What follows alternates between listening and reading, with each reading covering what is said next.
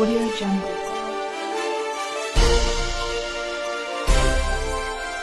Messieurs, dames, bonsoir et bienvenue à notre revue des réseaux sociaux de ce 10 avril 2022 que nous entamons avec le post de M. Hassan Issalin sur la bonne gouvernance du président de la République qui écrit ceci. Les critiques ne servent à rien. Il faut l'aider à travailler, c'est tout. Je l'avais toujours critiqué, mais j'ai fini par comprendre qu'il pourra amener le Niger loin avec ses ambitions, mais pour ce faire, il lui faut du temps et l'accompagnement de tous les Nigériens. Que Dieu vous aide à accomplir vos objectifs, Monsieur le Président. Je n'ai jamais aimé la politique, ni voté pour un président depuis ma naissance, même à son Excellence Mohamed Bazoum, mais je crois à lui et Inch'Allah, il va changer ce pays, déjà ça se voit.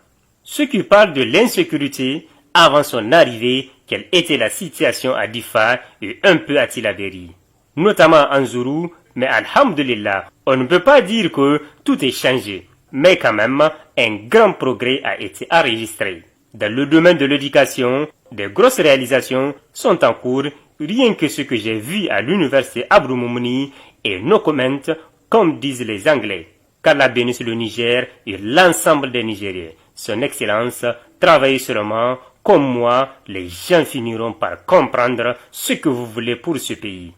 Quant à l'internaute Bana Ibrahim, c'est la question de la lutte contre la corruption qui a fait l'objet de sa publication qu'il a écrit en ces termes que je vous invite à découvrir.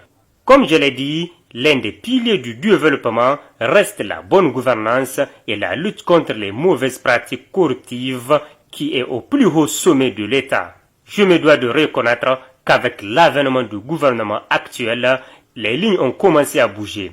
Et c'est tant mieux, affirme Bana. Avant de poursuivre en disant, il y a quelques mois, on reprochait par exemple le trop grand affairisme qui avait cours dans des institutions réputées pour leurs dossiers opaques et criminels. C'est notamment le cas de la DGSE, la police chargée de veiller sur la sécurité extérieure de notre pays. Pour Bana Ibrahim, mais apparemment, cette gestion est désormais révolue. Il y a quelque temps, un lieutenant-colonel de la gendarmerie, ex-directeur des opérations à la DGSE, a été arrêté actuellement en détention pour avoir saisi et revendu le véhicule d'un trafiquant de drogue.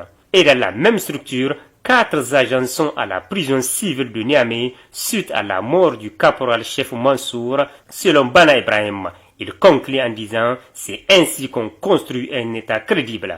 S'agissant de cette affaire qui fait couler beaucoup d'encre ce dernier temps, celle de l'arrestation des présumés auteurs et co-auteurs du coup d'État manqué de la veille de l'investiture du président démocratiquement élu par les Nigériens Mohamed Bazoum, sur le poste de Asman Saadou que je vous invite à suivre. Il dit ceci.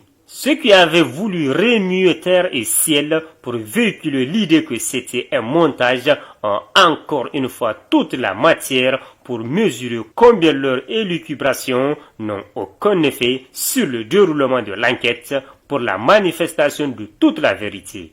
Selon M. Asman, je ne peux pas oublier la quantité de joie qui rayonnait sur certains visages au moment où les escarmouches se faisaient entendre autour du palais présidentiel cette nuit-là. Il continue en disant, et jusqu'au matin, on pouvait lire le signe d'un baraka rayeur sur ces visages qui étaient précieux de découvrir le nouvel homme fort qui était venu balayer ce qu'ils n'ont jamais digéré de voir à la tête de ce pays. Et Dieu sait qu'il y croyait. Enfin tomba toute raide l'information que la tentative avait été déjouée. Ah, c'est un montage, c'est faux. C'était là la nouvelle orientation donnée au débat par ceux qui considéraient qu'une entreprise de putsch devait forcément réussir. Et comme ce n'est pas le cas, il fallait rapidement organiser la défense des assaillants sur les réseaux sociaux, histoire de leur éviter de subir la rigueur de la loi. Et voilà, selon M. Asman, comme pour leur montrer que les subterfuges ne marchent pas, des visages continuent de se faire découvrir 12 mois après les faits. C'est pour dire que l'on peut s'amuser en sirotant comme on veut sa liberté d'expression. La démocratie le permet largement, mais cela n'impute à rien à la loi sa vocation d'être la loi.